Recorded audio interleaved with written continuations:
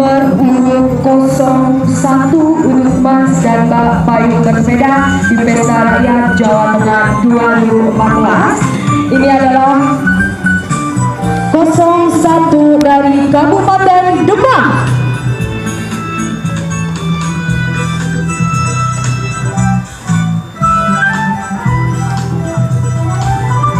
Dari masing-masing kota mengirimkan 3 pasang sepeda dan 3 Mas dan Mbak Liu payung bersepeda.